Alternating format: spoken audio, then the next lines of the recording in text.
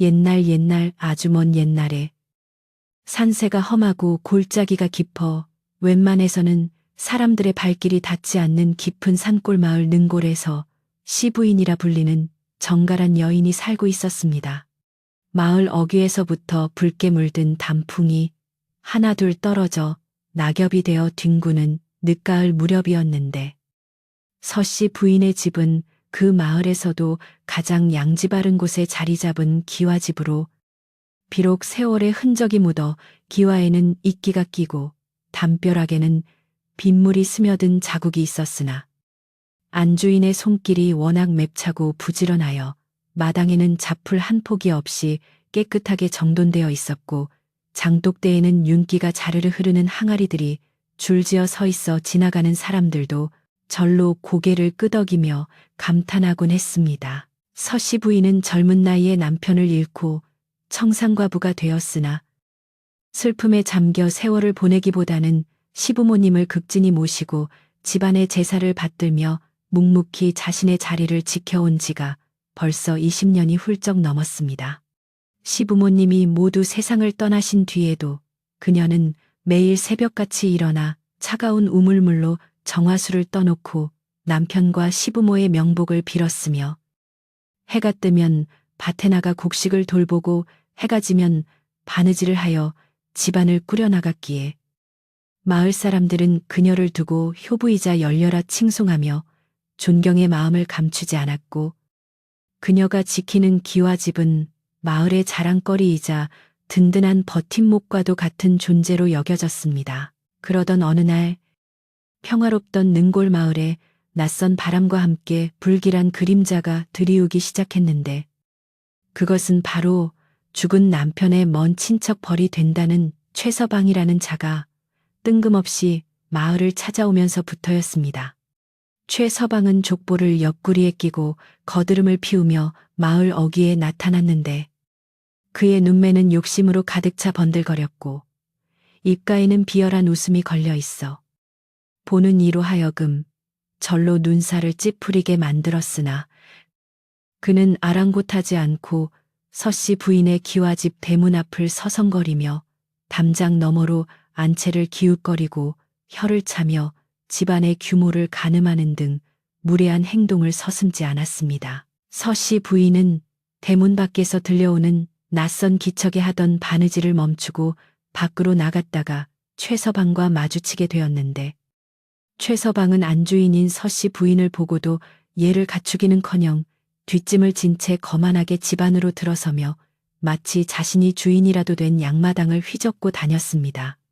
그는 마당 구석구석을 살피며 기와가 낡았느니 담장이 기울었느니 하며 트집을 잡기 시작했고 서씨 부인이 조심스럽게 누구시냐고 묻자 그제야 족보를 펼쳐 보이며 자신이 이 집안의 대를 이을 유일한 남자 친척임을 강조하며 목소리를 높였습니다. 최서방은 사랑채 마루에 털썩 주저앉아 곰방대를 두드리며 말하기를 여자의 몸으로 이 넓은 집을 지키는 것은 이치에 맞지 않을 뿐더러 집안의 기운이 쇠락해지는 지름길이라며 억지를 부리기 시작했습니다.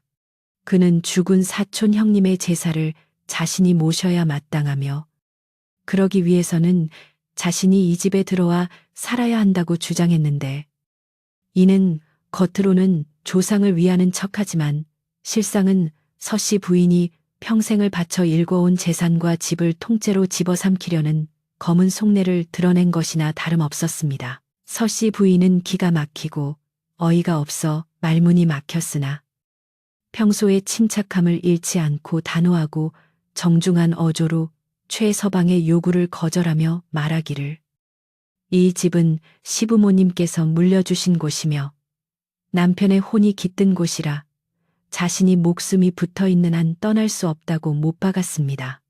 그녀는 비록 여자의 몸이지만 지금까지 집안 대소사를 소홀히 한 적이 없으며 문중의 어른들도 자신의 노고를 알고 계시는데 어찌 먼 친척이 갑자기 나타나 주인을 자처하느냐며 점잖게 타이르려 했으나 최서방은 들은 채도 하지 않고 오히려 코웃음을 쳤습니다. 최서방은 서씨 부인의 말이 끝나기가 무섭게 눈을 부라리며 고함을 지르기 시작했는데 그는 여자가 어디 감히 남자의 말에 토를 다느냐며 대가 끊긴 집안에 양자를 들이지는 못할 망정 과부 혼자 안방을 차지하고 있는 것이야말로 불효이자 죄악이라고 윽박질렀습니다.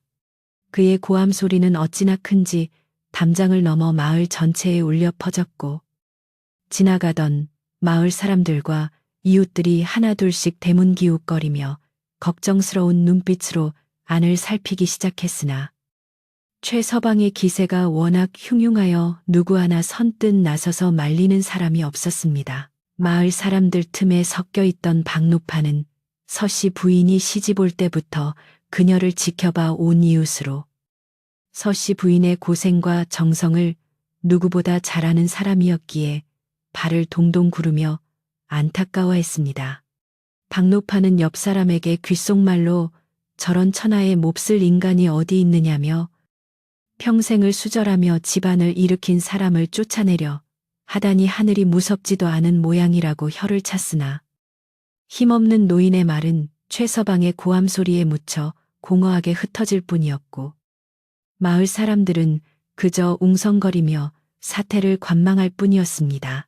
최서방은 사람들이 모여든 것을 보자 더욱 기고만장해져서 아예 마을 사람들을 향해 큰 소리로 연설하듯 떠들어대기 시작했는데 그는 자신이 이 집안의 정통성을 가진 후계자이며 서씨 부인이 그동안 집안 재산을 몰래 빼돌려 왔을지도 모른다는 터무니없는 모함까지 서슴지 않았습니다. 서씨 부인은 얼굴이 하얗게 질려 부들부들 떨면서도 함부로 입을 놀려 죽은 남편과 시부모님의 명예에 먹칠을 할까봐 입술을 깨물며 치밀어 오르는 분노와 서름을 억누르고 있었습니다. 해가 뉘엿뉘엿 저물어가고 찬바람이 불어와 마당에 낙엽들을 쓸고 지나갈 때쯤 최서방은 서씨 부인에게 당장 안채를 비우고 건너편에 있는 낡은 행랑채로 거처를 옮기라고 으름장을 놓았습니다. 그는 만약 순순히 말을 듣지 않으면 내일 당장 관아에 고발하고 문중 어른들을 모셔와 강제로 끌어내겠다고 협박했는데 그의 눈빛은 탐욕에 눈이 멀어 이미 인간의 도리를 저버린 짐승과도 같아 보였기에 서씨 부인은 더 이상의 대화가 통하지 않음을 직감했습니다. 서씨 부인은 깊은 한숨을 내쉬며 잠시 눈을 감고 생각에 잠겼는데 당장 맞서 싸우자니 집안이 시끄러워져 조상님들 뵐 면목이 없을 것이고 그렇다고 순순히 물러나자니 억울함이 하늘을 찌를 듯 했습니다. 그러나 그녀는 천성이 온화하고 다툼을 싫어하는 성품인지라 결국 집안의 평화를 위해 그리고 더 큰 화를 막기 위해 자신이 한 발 물러서기로 결심하고 치마폭을 단단히 여미며 최서방을 향해 조용히 고개를 끄덕였습니다. 그녀는 눈물을 머금고 정들었던 안채로 들어가 옷가지 몇 벌과 남편의 위패 그리고 평소 아끼던 반고리 하나만을 간단히 챙겨 들고 나왔는데 그 모습이 어찌나 처량하고 단출한지 보는 이들의 가슴을 먹먹하게 만들었습니다.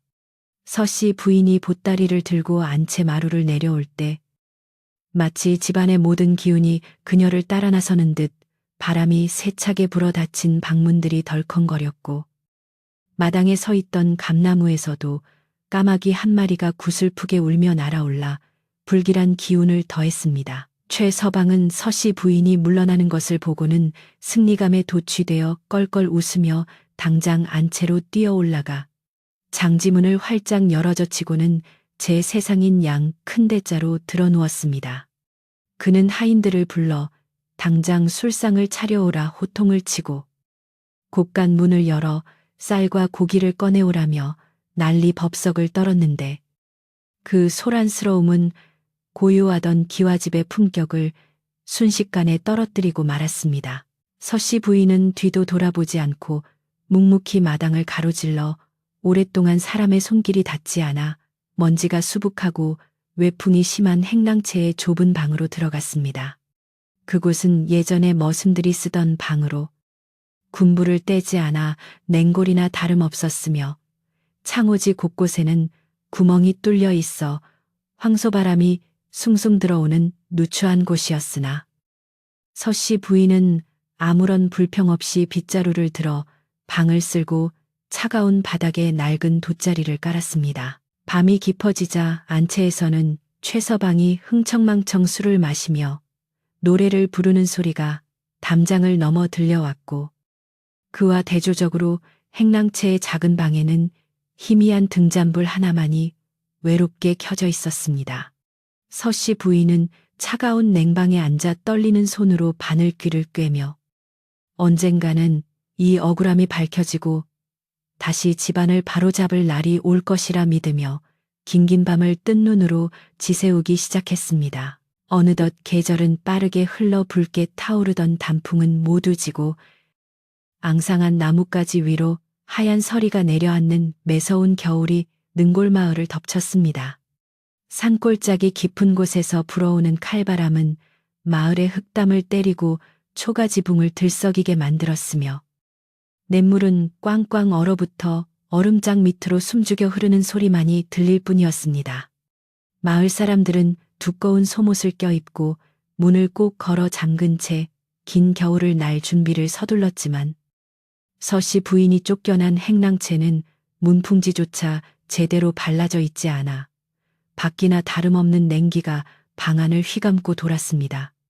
그녀는 얇은 무명 치마 하나로 추위를 견디며 밤이면 차라리 잠드는 것이 고통을 잊는 길이라 여기면서도 쉬이 잠들지 못했습니다. 반면 서씨 부인을 몰아내고 안채를 차지한 최서방의 겨울은 더없이 따뜻하고 풍요로워 마을 사람들의 눈살을 찌푸리게 만들었는데 그는 사랑채 아궁이에 장작을 산더미처럼 쌓아놓고 밤낮 없이 불을 떼어 구들장이 절절 끓게 만들었습니다.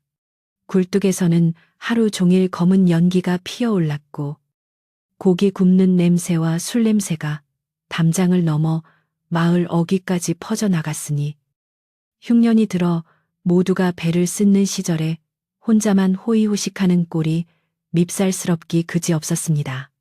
최서방은 마을 사람들의 시선 따위는 아랑곳하지 않고 장날이면 읍내에 나가 비단 옷을 해입고 기생들을 불러들여 춤판을 벌이는 등 서씨 부인이 평생을 아껴 모은 재산을 물쓰듯 펑펑 써버리고 있었습니다. 이웃에 사는 박노파는 이 광경을 지켜보다 못해 가슴을 치며 통탄했는데 그녀는 남몰래 찐 고구마 몇 개와 김치 한 보시기를 품에 안고서 시 부인이 머무는 행랑채를 찾아가곤 했습니다. 박노파가 문을 열고 들어서면 서씨 부인은 냉기 가득한 방 한구석에 웅크리고 앉아 언손을 호호 불어가며 팻바느질을 하고 있었는데 그 모습이 마치 찬서리를 맞고도 꼿꼿이 피어있는 겨울 국화와 같아 박노파는 눈물을 글썽이며 그녀의 손을 잡았습니다. 박노파는 아이고, 이 사람아, 저 천하의 벼락 맞을 놈은 뜨끈한 방에서 지지고 볶는데 자네는 이게 무슨 꼴인가 라며 하소연을 쏟아냈지만 서씨 부인은 그저 빙그레 웃으며 노파를 위로할 뿐이었습니다. 서씨 부인은 비록 몸은 춥고 배는 고팠으나 마음만은 흐트러짐 없이 단정함을 유지하려 애썼는데 그녀는 최서방을 원망하며 세월을 보내기보다는 언젠가 봄이 오면 다시 일어설 수 있을 것이라는 희망을 품고 하루하루를 견뎌냈습니다. 그녀는 팻바느질로 얻은 몇 푼의 돈으로 최소한의 끼니를 해결하면서도 혹여나 자신을 찾아오는 배고픈 길짐승이 있으면 밥 한 덩이를 나누어주는 인정을 베풀기를 잊지 않았습니다. 마을 사람들은 그런 서씨 부인의 고결한 성품을 보며 혀를 내둘렀고 안채의 주인이 바뀌어도 진짜 주인은 여전히 행랑채에 있는 서씨 부인이라고 수군거렸으나 최서방의 위세가 무서워 대놓고 돕지는 못했습니다. 그러던 어느 날 하늘이 잿빛으로 낮게 내려앉더니 오후부터 굵은 눈발이 날리기 시작했는데 처음에는 솜털같이 가볍게 날리던 눈이 점차 맹렬한 기세로 퍼부어 온 세상을 하얗게 뒤덮기 시작했습니다. 눈보라는 거세게 몰아쳐 한치 앞을 분간할 수 없을 지경이 되었고 산길과 마을길은 순식간에 눈 속에 파묻혀 끊어지고 말았습니다. 해가 지고 어둠이 깔리자 마을은 쥐 죽은 듯 고요해졌고 오직 바람 소리와 나뭇가지가 눈무게를 이기지 못해 뚝뚝 부러지는 소리만이 간간히 들려올 뿐 짐승들조차 숨을 죽인 깊은 밤이 되었습니다. 이토록 험한 날씨에 마을 어귀에 낯선 그림자 하나가 비틀거리며 나타났는데 그는 다 해진 갓을 쓰고 얇은 도포자락을 휘날리며 눈보라를 뚫고 걸어오는 한 선비였습니다. 선비의 행색은 초라하기 그지없어 마치 오랫동안 길을 떠돈 거지와 다를 바 없었으나 눈 덮인 눈썹 아래로 빛나는 눈동자만은 예사롭지 않은 기운을 품고 있었습니다. 그는 추위와 배고픔에 지쳐 발을 헛디디면서도 끈질기게 걸음을 옮겨 불빛이 새어나오면서 시 부인의 기와집 대문 앞에 멈춰 섰습니다. 선비는 얼어붙은 손을 들어 대문을 두드리며 주인장 계시오. 지나가는 과객인데 눈이 너무 깊어 더 이상 갈 수가 없으니 하룻밤만 재워주시오 하고 소리쳐 불렀으나 목소리는 바람 소리에 묻혀 희미하게 흩어졌습니다.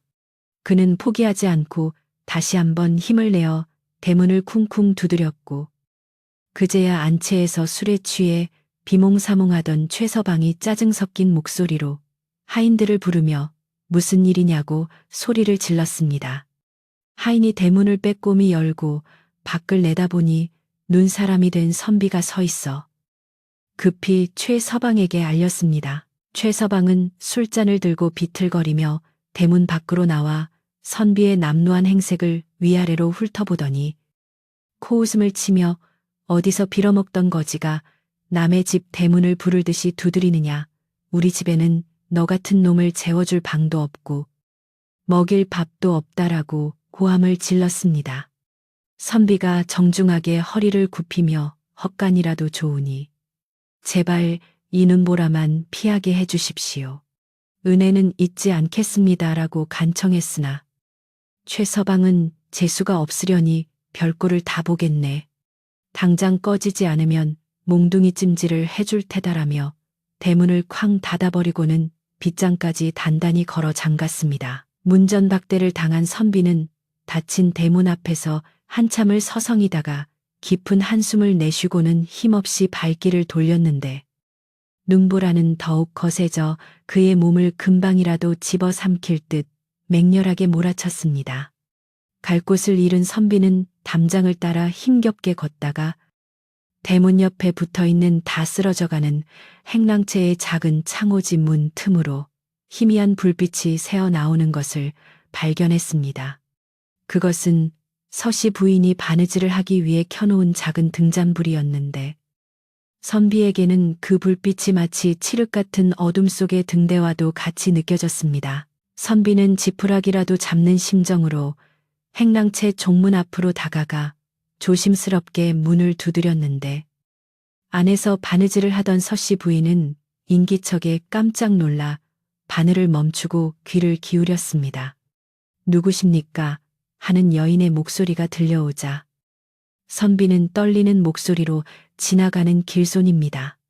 날은 저물고 눈은 쌓여 오갈 데가 없으니 염치 불구하고 처마 밑에서라도 잠시 쉬어가게 해주시면 안 되겠습니까? 하고 애원했습니다. 서씨 부인은 늦은 밤에 낯선 남자의 목소리가 들리자 덜컥 겁이 났으나 밖에서 들려오는 바람 소리가 워낙 흉흉하여 사람을 그냥 내버려 두면 얼어 죽을지도 모른다는 생각에 차마 외면할 수가 없었습니다. 그녀는 과부의 몸으로 외간 남자를 들이는 것이 법도에 어긋나는 일임을 잘 알고 있었지만 사람의 목숨을 구하는 것이 도리라 여기고 조심스럽게 방문을 열었습니다.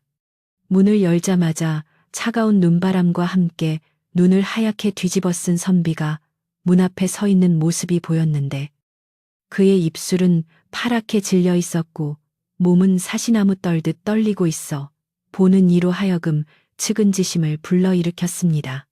서씨 부인은 선비의 처참한 몰골을 보고는 망설임 없이 어서 안으로 드세요.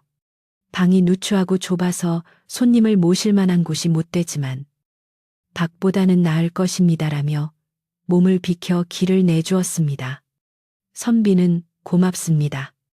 정말 고맙습니다라는 말을 연발하며 엉거주춤 방 안으로 들어섰는데 방 안은 군부를 떼지 않아 썰렁했지만 밖에 매서운 추위에 비하면 천국과도 같았습니다.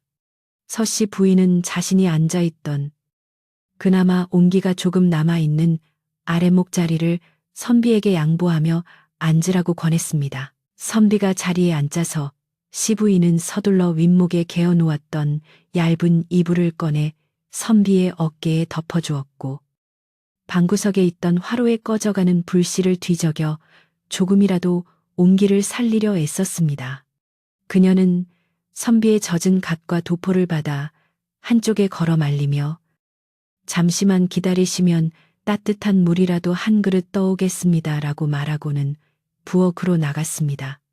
선비는 얼어붙은 몸이 조금씩 녹으면서 정신이 들자 좁고 허름한 방 안을 둘러보았는데 벽에는 틈새를 막기 위해 종이를 덧바른 흔적이 역력했고 살림살이라고는 반열고리와 낡은 장 하나뿐인 것이 이 집 주인의 공궁함을 여실히 보여주고 있었습니다. 부엌으로 간 서씨 부인은 솥에 물을 붓고 불을 지피려 했으나 곶감이 거의 다 떨어져 마른 솔갈비 몇 개만이 남아있을 뿐이었는데 그녀는 주저하지 않고 아껴두었던 땔감을 모두 아궁이에 넣고 불을 붙였습니다.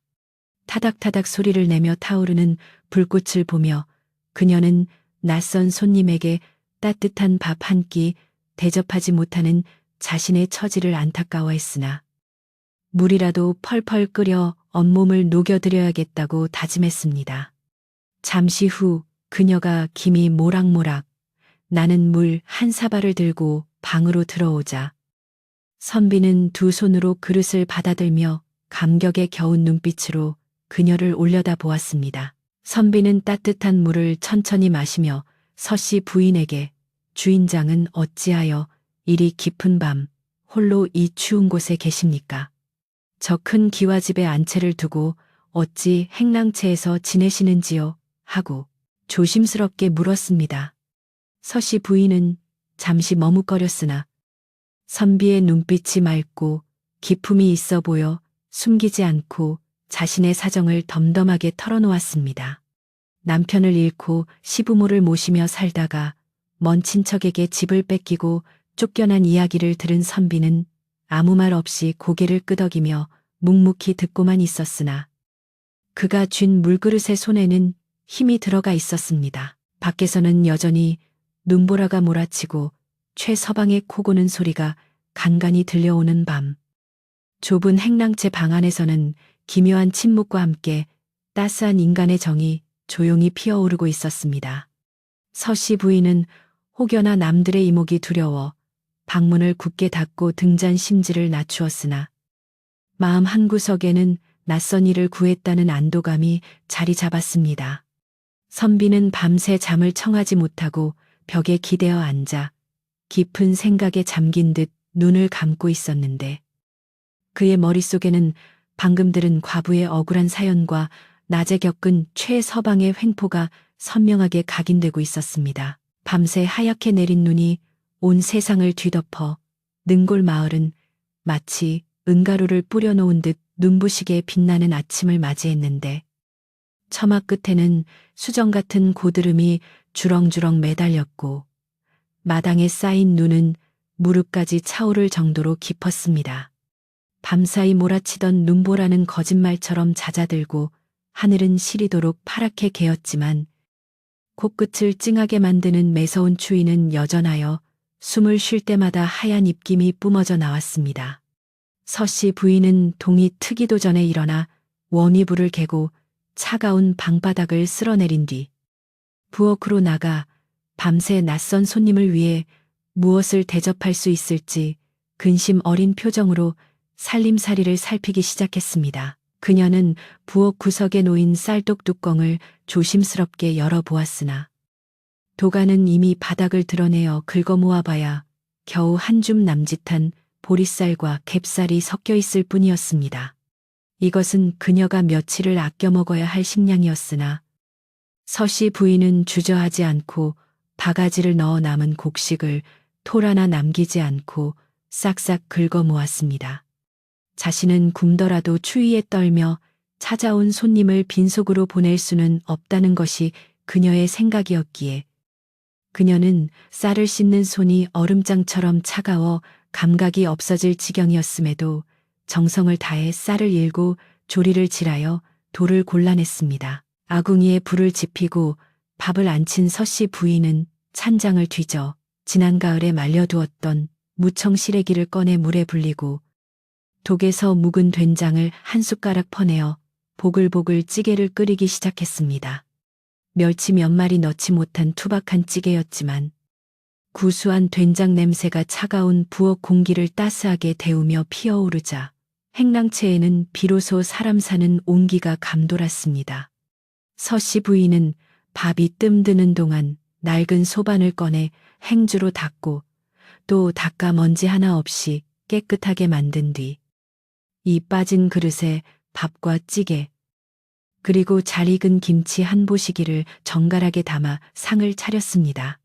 방 안에서 선잠을 자고 있던 선비는 부엌에서 들려오는 달그락거리는 소리와 구수한 밥 냄새에 눈을 떴는데 지난밤의 추위와 허기가 꿈이었나 싶을 정도로 포근한 아침 햇살이 창호지 문을 통해 방 안으로 스며들고 있었습니다. 잠시 후 서씨 부인이 조심스럽게 방문을 열고 들어와 소반을 내려놓으며 차린 것은 없으나 뜨거울 때 드시고 기운을 차리십시오라고 말했는데 선비는 그 밥상을 보고 목이 메어 잠시 말을 잇지 못했습니다. 윤기가 흐르는 하얀 쌀밥은 아니었으나 섞인 잡곡밥에서는 김이 모락모락 피어올랐고 밥그릇에는 밥이 고봉으로 담겨 있어 주인의 넉넉한 인심이 고스란히 느껴졌기 때문입니다. 선비는 숟가락을 들기 전에 서씨 부인을 바라보며 주인장은 드셨습니까? 밥그릇이 하나뿐인데 함께 드시지요 라고 권했으나 서씨 부인은 황급히 손사래를 치며 저는 부엌에서 이미 누룽지를 끓여 먹었으니 염려 마시고 어서 드십시오라고 둘러댔습니다. 사실 부엌 솥에는 누룽지조차 남지 않았음을 선비는 눈치챘으나 그녀의 배려를 무색하게 하지 않으려 모르는 척 고개를 숙이고 밥을 먹기 시작했습니다. 따뜻한 국물이 언 몸속으로 들어가자 오장육부가 녹아내리는 듯했고 그 소박한 밥상에서 느껴지는 진심 어린 정성은 그가 궁궐에서 먹던 그 어떤 산의 진미보다도 값지고 귀하게 느껴졌습니다. 한편 담장 너머 안채에서는 해가 중천에 뜰 때까지 늦잠을 자던 최서방이 부스스한 모습으로 일어나 밖을 내다보며 고래고래 소리를 지르기 시작했습니다. 그는 에잉, 눈이 뭐 이리 많이 왔어 마당새야. 돌쇠야 당장 눈 치우지 않고 뭐 하느냐. 그리고 아침상은 왜 이리 늦어 고기 반찬에서 술상부터 봐오너라 하며 아침부터 하인들을 닥달했습니다. 하인들은 추운 날씨에 언손을 호호 불어가며 마당에 눈을 쓸고 부엌에서는 고기 굽는 연기가 자욱하게 피어올랐으나 그 풍경에는 따스함보다는 주인의 탐욕과 하인들의 고단함만이 서려 있어 보는 이의 마음을 불편하게 했습니다. 식사를 마친 선비는 방문을 열고 마루 끝에 앉아 곰방대를 물고 마당을 바라보았는데 눈 덮인 기와 지붕의 아름다운 곡선과 대조적으로 안채에서 들려오는 최서방의 욕설과 고함 소리가 귀에 거슬렸습니다. 그때 마침 최서방이 두꺼운 비단 속옷을 입고 뒤뚱뒤뚱 사랑채 마루로 나오다가 행랑채 쪽에 앉아있는 선비를 발견하고는 인상을 팍 찌푸렸습니다. 최서방은 혀를 차며 저런 어제 그 거렁뱅이가 아직도 안 가고 밥까지 얻어먹었나 보군. 재수옴 붓기 전에 썩 꺼지라고 해라 하며 하인에게 호통을 쳤으나 선비는 그 소리를 듣고도 태연하게 먼 산을 바라볼 뿐이었습니다. 서씨 부인은 최서방의 호통 소리에 놀라 부엌에서 뛰어나와 선비 앞을 가로막고 서서 안채를 향해 읍소했습니다. 그녀는 아주버님, 눈이 너무 깊어 길이 막혔는데 어찌 사람을 내치라 하십니까? 날이 좀 풀리고 길이 나면 가실 터이니 노여움을 거두십시오라고 간청했으나 최서방은 네가 아주 거지들을 불러들여 빈민구를 만들 작정이구나. 내 집 살 축내지 말고 당장 내보내라며 더욱 길길이 날뛰었습니다. 선비는 서씨 부인의 등 뒤에서 최서방의 패악질을 묵묵히 지켜보며 그 모든 상황을 눈과 귀에 깊이 새겨넣고 있었습니다. 마을에는 벌써 어젯밤 서씨 부인의 집에 낯선 남자가 들었다는 소문이 퍼지기 시작했는데 눈치우러 나온 마을 사람들은 삼삼오오 모여 쑥덕거리며 호기심 어린 눈빛으로 기와집 담장 쪽을 흘큰거렸습니다. 개중에는 과부 혼자 사는 집에 외간 남자를 들이다니 말세다라며 혀를 차는 이도 있었고 오죽 갈 데가 없으면 받아줬겠나. 서씨 부인 심성이 원래 곱지 않은가 하며 두둔하는 이도 있었습니다. 이 소식을 들은 박노파는 가슴이 철렁 내려앉아 지팡이를 짚고 미끄러운 눈길을 헤치며 한달음에 서씨 부인의 집으로 달려왔습니다. 박노파가 행랑채 문을 벌컥 열고 들어서자 방 안에는 선비가 단정하게 앉아 있고 서씨 부인은 바느질거리를 챙기고 있었는데 박노파는 선비를 위아래로 훑어보며 경계의 눈빛을 보냈습니다. 그러나 선비의 눈빛이 워낙 맑고 기품이 서려 있어 함부로 대할 수 없는 위험이 느껴지자 박노파는 헛기침을 하며 서씨 부인을 밖으로 불러냈습니다. 아니, 이 사람아, 아무리 인심이 좋아도 그렇지. 이 험한 세상에 누군지 알고 덥석 방을 내주나 최서방놈이 알면 또 무슨 트집을 잡을지 모르는데 어쩌려고 그래 하며 박노파는 발을 동동 구르며 걱정을 쏟아냈습니다. 서씨 부인은 박노파의 손을 꼭 잡으며 할머니, 걱정 마세요. 저분은 나쁜 분 같지 않습니다. 그리고 이 추운 날 사람을 밖으로 내모는 건 사람의 도리가 아니잖아요. 최서방님이 뭐라 하든 제 밥 줄여서 대접하는 것이니 괜찮습니다라고 차분하게 노파를 안심시켰습니다. 방 안에서 두 여인의 대화를 듣고 있던 선비는 조용히 자리에서 일어나 문을 열고 나와 방 노파에게 정중하게 고개를 숙여 인사를 올렸습니다. 노인장, 걱정을 끼쳐드려 송구합니다. 눈이 그치고 길이 트이는 대로 떠날 것이니 부인께 폐가 되지 않도록 처신하겠습니다. 선비의 예의 바른 태도와 중저음의 목소리에 박노파는 마음이 조금 누그러졌는지 아니, 뭐 내가 내쫓으려는 건 아니고 이 집 사정이 워낙 딱해서 그렇수. 저 건너편 안채에 사는 놈이 보통 놈이 아니라서 하며 말끝을 흐렸습니다. 선비는 그 기회를 놓치지 않고 저도 어제 그분을 뵈었습니다만 어찌하여 먼 친척이 주인을 행세하고 본주인은 이리 행랑채로 물러나 계신 것입니까? 라고 넌지시 물었습니다. 박노파는 기다렸다는 듯이 최서방이 들이닥쳐 족보를 들먹이며 서씨 부인을 쫓아낸 일, 재산을 탕진하고 마을 사람들을 괴롭히는 일들을 낱낱이 털어놓기 시작했습니다. 선비는 박노파의 하소연을 들으며 가끔 고개를 끄덕이거나 짧게 탄식할 뿐 별다른 말은 하지 않았으나 그의 눈매는 점점 날카롭게 빛나고 있었습니다. 그는 겉으로는 지나가는 과객인 척했지만 속으로는 이 마을의 사정과 최서방의 횡포 그리고 서씨 부인의 억울한 처지를 낱낱이 파악하고 있었던 것입니다. 며칠 동안 눈은 녹지 않아 선비는 서씨 부인의 집에 더 머물게 되었는데 그동안 그는 낮에는 마당에 눈을 치워주고 밤에는 서씨 부인이 내어준 낡은 책을 읽으며 조용히 지냈습니다.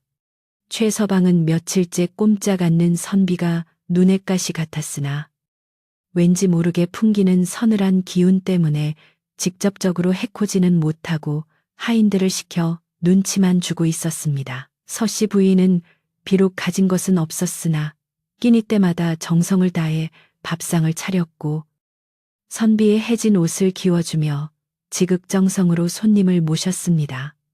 그녀는 어떤 보답을 바라고 한 일이 아니었으며 그저 어려움에 처한 이를 돕는 것이 옳다는 신념 하나로 행동했을 뿐이었습니다.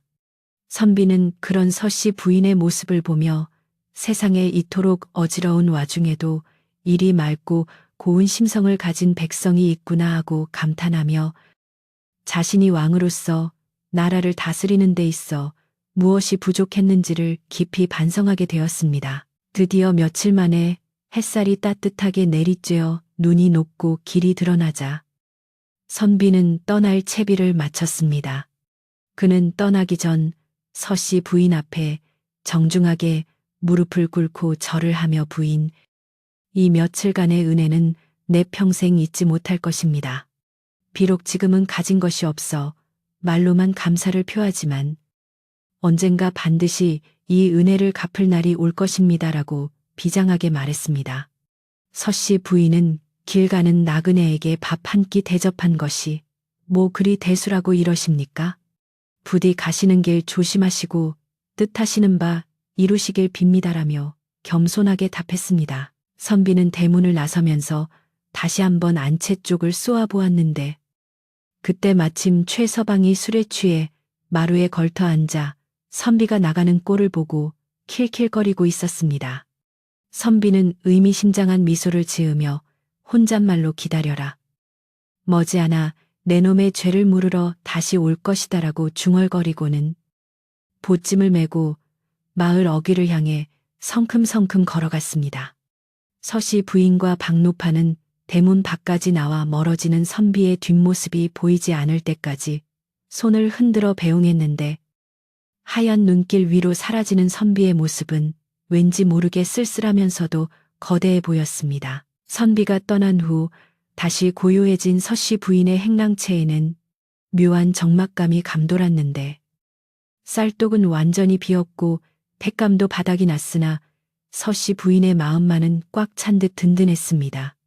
그러나 안채의 최서방은 눈에 가시 갔던 거지가 사라지자 다시 기고만장해져서 이제는 서씨 부인을 아예 마을 밖으로 쫓아낼 궁리를 하며 사악한 미소를 짓고 있었습니다.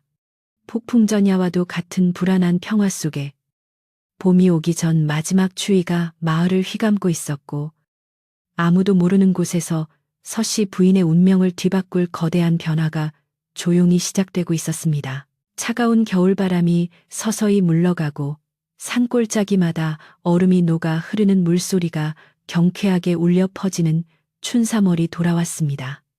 능골마을에 앙상하던 나뭇가지에도 연두빛 새순이 돋아나고 양지바른 담벼락 밑에는 노란 개나리가 수줍게 고개를 내밀었으나 서씨 부인의 마음에는 여전히 차가운 살얼음이 끼어 있었습니다.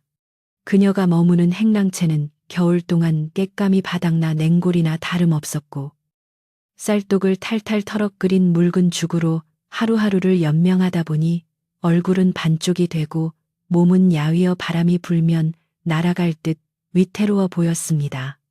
그럼에도 서씨 부인은 아침이면 정화수를 떠놓고 나라의 안녕과 떠나간 선비의 무사함을 비는 기도를 올리며 흐트러짐 없는 자세로 자신을 다잡고 있었습니다. 반면 안채를 차지한 최서방은 날이 풀리자 더욱 기고만장해져서 이제는 아예 서씨 부인을 마을 밖으로 쫓아내고 집과 논밭을 팔아치워 한몫 단단히 챙겨 떠날 궁리를 하고 있었습니다. 그는 마을 이장과 짜고 서씨 부인이 미쳐서 집안 살림을 망쳤다는 헛소문을 퍼뜨리기도 하고 동네 건달들을 시켜 행랑채 주변을 서성거리며 겁을 주기도 했습니다. 최의 서방은 서씨 부인을 불러놓고 이제 날도 풀렸으니 더 이상 이 집에 빌부터 살 생각 말고 당장 보따리를 싸서 나가라. 내일 날이 밝을 때까지 방을 비우지 않으면 멍석마리를 해서라도 내쫓을 것이다라고 으름장을 놓았습니다. 서씨 부인은 억울하고 분통하여 눈물이 앞을 가렸으나 힘없는 과부의 몸으로 사내들의 횡포를 당해낼 재간이 없어 그저 밤새 소리 죽여 울 뿐이었습니다. 그녀는 정든 집을 떠나 어디로 가야 할지 막막하기만 했고 조상님들을 볼 면목이 없어 차라리 혀를 깨물고 죽고 싶은 심정이었습니다. 운명의 날이 밝아오자 최서방은 아침부터 일꾼들을 불러 모아 행랑채의 짐을 억지로 끌어내려 했고 박노파를 비롯한 마을 사람들은 발만 동동 구르며 안타까워할 뿐 누구도 감히 최서방을 말리지 못했습니다. 바로 그때 마을 어귀에서부터 요란한 꽹과리 소리와 나팔 소리가 울려 퍼지며 땅이 흔들리는 듯한 진동이 느껴졌습니다. 마을 사람들이 놀라 하던 일을 멈추고 고개를 들어보니 오색 깃발을 앞세운 거대한 행렬이 좁은 산길을 따라 마을로 들어오고 있었습니다. 맨 앞에는 청사초롱을 든 군졸들이 길을 트고 있었고 그 뒤로는 화려한 관복을 입은 관리들이 말을 타고 위엄있게 따르고 있었으며 행렬의 중앙에는 임금님이 타는 가마인연과 그 뒤를 따르는 수많은 포졸들이 장관을 이루고 있었습니다. 능골 마을이 생긴 이래 이토록 거창한 행렬이 들어온 것은 처음 있는 일이라 마을 사람들은 눈이 휘둥그레져서 입을 다물지 못했고 아이들은 신기하여 행렬 뒤를 졸졸 따라다녔습니다. 최서방은 대문 밖이 소란스러워지자 이게 무슨 난리냐며 고개를 내밀었다가 엄청난 규모의 관군 행렬이 자신의 집 쪽으로 다가오는 것을 보고 깜짝 놀라 자빠질 뻔했습니다. 그는 순간 착각에 빠져 아이고, 나라님께서 내 명성을 듣고 상을 내리러 오신 모양이다. 내 족보가 빛을 발하는구나 하며 급히 옷매무새를 고치고 대문을 활짝 열어 젖혔습니다. 최서방은 넙죽 절을 올릴 준비를 하며 대문 앞에 엎드려 기다렸는데 말을 탄 고위 관리가 대문 앞에 멈춰서더니 우렁찬 목소리로 이 집의 주인이 누구냐 하고 호령했습니다. 최서방은 땅바닥에 머리를 조아리며 예 소인이 바로 이 집의 주인 최가입니다. 누추한 곳까지 어인행차시옵니까? 하며 아부 섞인 목소리로 대답했습니다. 그러나 관리는 최서방을 거들떠보지도 않고 네 이놈 감히 내 놈이 주인이라니 하늘이 무섭지도 않느냐라며 불호령을 내렸습니다. 최서방이 영문을 몰라 벌벌 떨고 있을 때 관리 뒤에서 화려한 가마의 문이 열리며 한 사람이 천천히 걸어 나왔습니다. 그는 금실로 수놓은 골룡포를 입고 있었으나 얼굴만은 낯이 익었는데 바로 지난 겨울 눈보라치던 밤에 다해진 갓을 쓰고 찾아왔던 그 선비였습니다. 선비. 아니 임금은 최서방을 내려다보며 차가운 미소를 지으며 말했습니다. 그동안 잘 지냈는가? 내 자네의 괄시는 잊지 않고 기억하고 있네만. 자네가 주인이라니 어불성설이로다. 최서방은 그제야 사태를 파악하고 얼굴이 백지장처럼 하얗게 질려 그 자리에 주저앉아 오줌을 지리고 말았습니다. 임금은 최서방을 지나쳐 행랑채 쪽을 바라보며 부드러운 목소리로서 씨 부인은 어디 계시오? 내 약조를 지키러 왔으니 어서 나오시오라고 불렀습니다. 방 안에 숨어 두려움에 떨고 있던 서씨 부인은 익숙한 목소리에 조심스럽게 문을 열고 나왔는데 눈앞에 펼쳐진 광경을 보고는 다리가 풀려 털썩 무릎을 꿇었습니다. 임금은 직접 행랑채 마당으로 들어와 서씨 부인의 손을 잡아 일으키며 말했습니다. 부인, 고개를 드시오. 과인은 지난 겨울 굶주림과 추위에 떨 때 부인이 차려준 따뜻한 밥상과 헌신적인 돌봄 덕분에 목숨을 건졌소.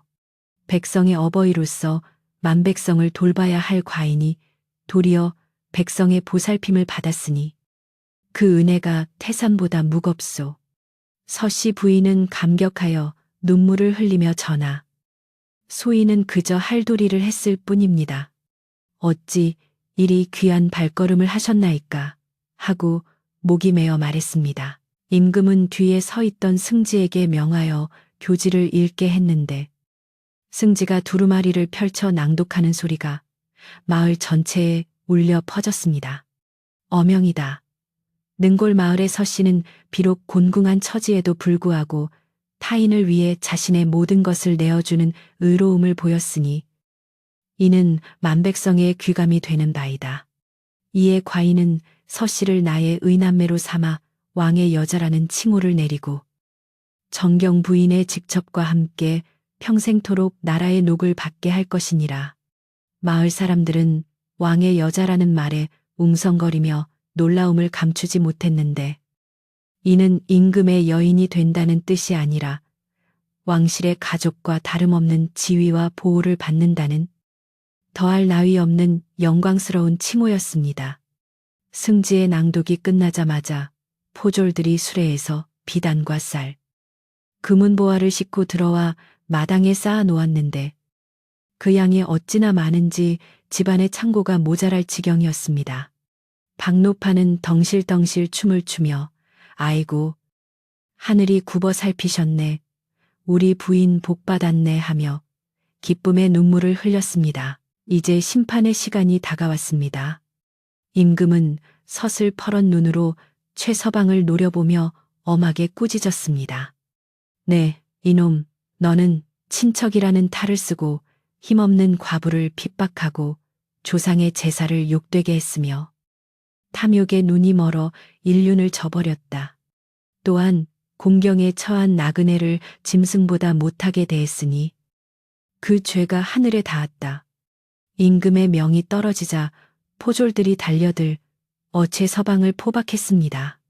임금은 저 자를 당장 관하로 끌고 가서 곤장 100대를 치고 멀리 유배를 보내어 다시는 이 마을에 발을 붙이지 못하게 하라고 판결했습니다. 최 서방은 전하, 한 번만 살려주십시오. 죽을 죄를 지었습니다. 라며 울부짖으며 매달렸으나 포졸들은 가차없이 그를 끌고 나갔고 마을 사람들은 끌려가는 최 서방을 향해 손가락질을 하며 속이 다 시원하다. 인과응보다라며 통쾌해했습니다. 서씨 부인은 그 모습을 보며 안타까운 마음도 들었으나 이는 사필 규정이라 여기고 조용히 눈을 감았습니다. 악한 기운이 물러가자 집안에는 다시 맑고 따뜻한 봄 기운이 가득 차오르는 듯 했습니다. 임금은 떠나기 전 서씨 부인에게 다시 한번 당부했습니다. 부인, 이제 이 집은 온전히 부인의 것이오. 누구도 부인을 업신여기지 못할 것이니 부디 편안하게 여생을 보내시오. 과인은 궁으로 돌아가서도 부인의 따뜻한 밥맛을 잊지 않고 백성들을 배불리 먹이는 성군이 되겠소. 서씨 부인은 임금의 가마가 보이지 않을 때까지 큰 절을 올리며 배웅했고 임금의 행렬이 떠난 자리에는 봄바람에 날리는 벚꽃 잎만이 눈부시게 흩날렸습니다. 그날 밤 서씨 부인은 다시 안채의 따뜻한 안방으로 돌아왔습니다. 기름진 쌀밥과 고깃국을 배불리 먹고 임금님이 하사하신 비단 이불을 덮고 누운이 지난 겨울의 고생이 마치 꿈만 같았습니다. 방 안은 군부를 지펴 절절 끓었고 창호지 문 너머로는 은은한 달빛이 스며들어와 평온함을 더했습니다.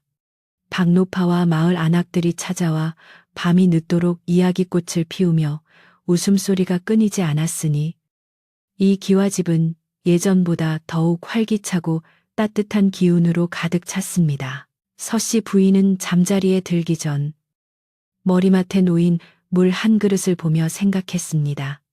가진 것이 없어도 마음을 나누면 그것이 복이 되어 돌아온다는 옛말이 하나도 틀리지 않음을 깨달은 것입니다.